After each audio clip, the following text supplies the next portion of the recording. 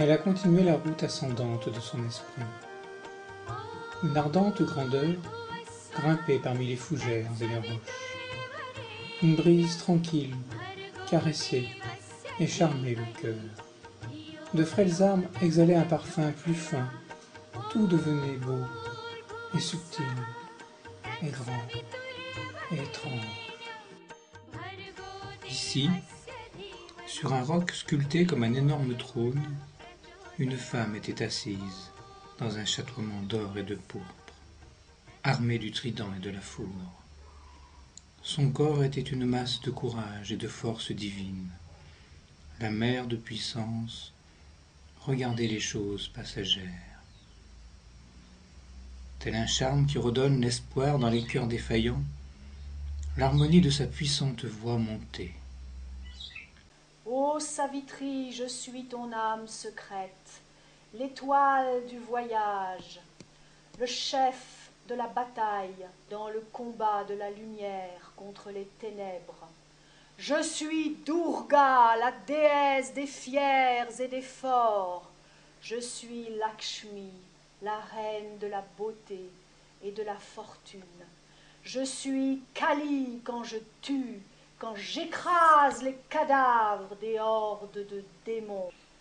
J'aide les infortunés, sauve les condamnés, puis je les écrase tous sous le talon de fer du destin. Chargé par Dieu de faire son puissant travail, j'obéis à sa volonté. Je ne raisonne pas en termes de vertu et de péché, mais j'exécute seulement l'acte qu'il a mis dans mon cœur. Brisant l'ignorante fierté du mental humain, je guide l'homme sur le sentier divin et le conduis à la vaste vérité. Détruisant la satisfaction de ses désirs étriqués, j'oblige ses yeux chagrinés à se tourner vers le soleil, afin qu'il puisse mourir à la terre et vivre dans son âme. Je sais le but, je connais la route secrète. Mais ce grand monde obstiné résiste à ma parole. La tortuosité et le mal dans le cœur des hommes sont plus forts que la raison, plus profonds que les enfers. Et la malignité des forces hostiles, retardant sournoisement l'horloge du destin, semble plus puissante que la volonté éternelle. Le mal cosmique est trop profond pour être déraciné, la souffrance cosmique trop vaste pour être guéri. Quelques-uns je guide et ils passent vers la lumière. Quelques-uns je sauve, mais la masse retombe perdue. Quelques-uns j'aide, mais la multitude lutte et chute. J'ai dû bronzer mon cœur pour accomplir ma tâche. Mais lentement, le monde progresse sur la route de Dieu. Lentement, la lumière grandit à l'est. Son sceau est apposé sur mon travail et il ne peut pas échouer. Alors, le moment venu, j'entendrai s'ouvrir les portes cristallines du ciel lorsque Dieu sortira pour retrouver l'âme du monde. Une réponse, un écho pervers a défié ces paroles. Par les espaces du mental venait la voix du titan nain, Dieu déformé et enchaîné, qui essaie de faire de l'univers son instrument. Possesseur, il est possédé. Gouverneur, il est gouverné. Cette voix d'en bas s'est levée et frappée un soleil intérieur.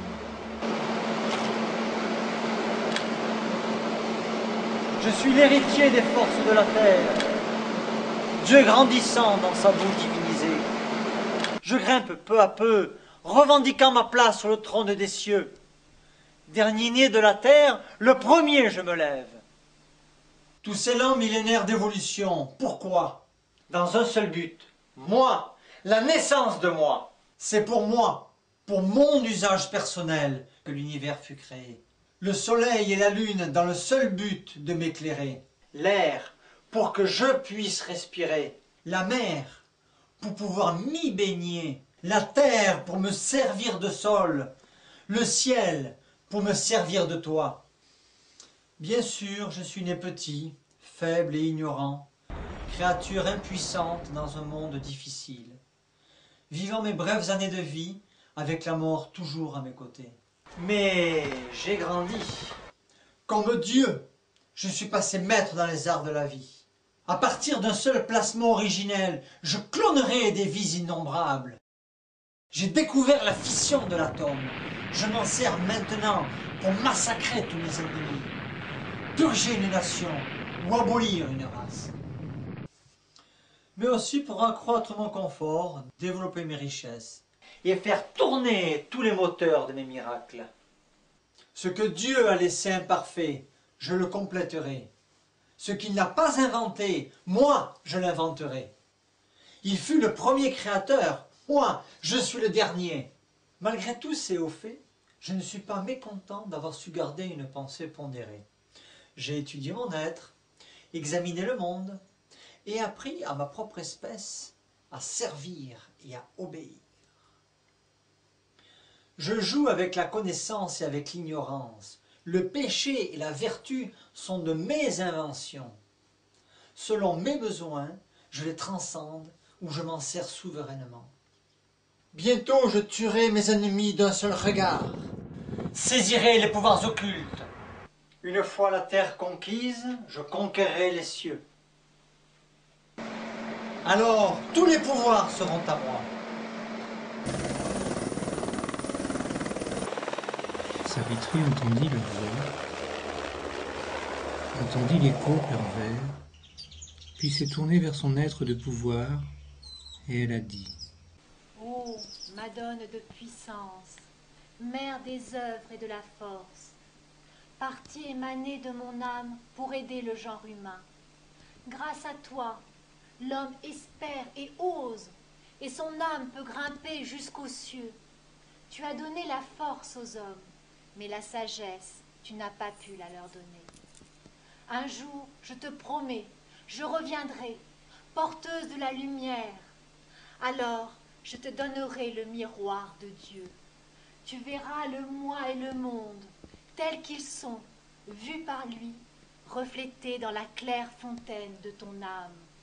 Ta sagesse alors sera vaste, aussi vaste que ton pouvoir.